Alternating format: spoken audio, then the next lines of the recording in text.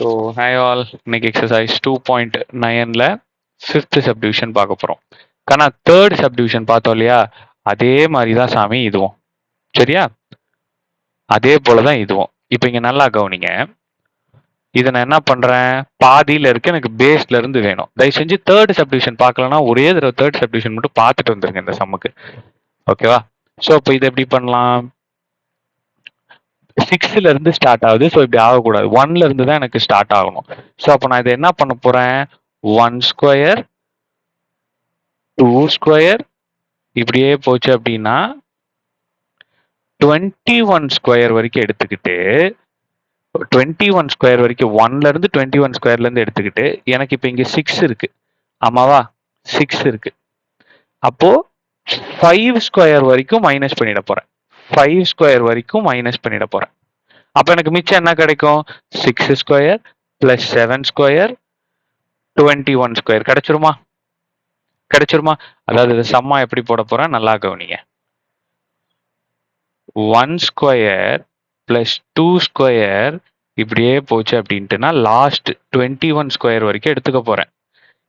ஓகேவா? இதுல இருந்து 1 ஸ்கொயர் பிளஸ் 2 ஸ்கொயர் பிளஸ் 5 ஸ்கொயரை 5 ஸ்கொயர் வரைக்கும், ஏன்னா 6ல இருந்து இங்க ஸ்டார்ட் ஆகுது. ஸோ அதுக்கு முன்னாடி இருக்க 5 ஸ்கொயர் வரைக்கும் மைனஸ் பண்ணிட போறேன். ஸோ அப்படி பண்ணா எனக்கு இந்த ஆன்சர் கிடைச்சிருமா? ஓகேவா?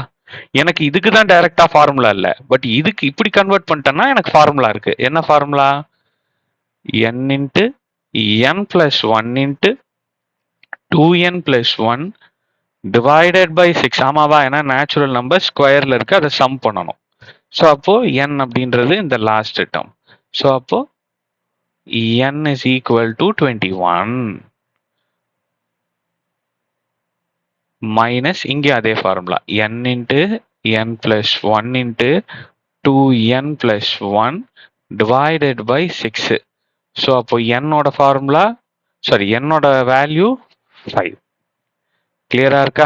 ஸோ இப்போ சம்ம ப்ரொசீட் பண்ணுவோமா? தேர்ட் சப்டிவிஷன் போட்ட மாதிரியே தான் சாமி இதுவும். தேர்ட் சப்டிவிஷனும் இதுவும் ஒட்டுக்கா பார்த்தீங்கன்னு வைங்களேன், ரொம்ப ஈஸியா இருக்கும். ரெண்டு ஃபார்முலா படிச்ச மாதிரியும் ஆச்சு, ரெண்டு மெத்தட் பார்த்த மாதிரியும் ஆச்சு.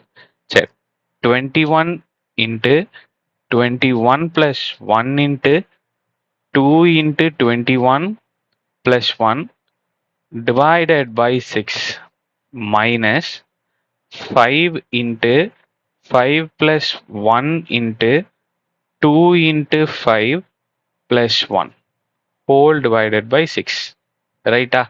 அப்போ என்ன பண்ணிக்கலாம், 21 into 21 plus 1 22 into 21 into 2 42 42 plus 1 43 divided by 6 minus 5 into 5 plus 1 6 into 2 5 are 10 10 plus 1 11 divided by 6. இங்கே அடிச்சு கொடுத்துருங்க 6 6. இப்போ இது 3 டேபிள் அடிச்சு கொடுத்தீங்கன்னா 2 டைம்ஸ் 7 டைம்ஸ். அகைன் 2 டேபிள் அடிச்சு கொடுத்தீங்கன்னா 1 டைம் 11 டைம். ஸோ அப்போ இது எப்படி எழுதிக்கலாம்,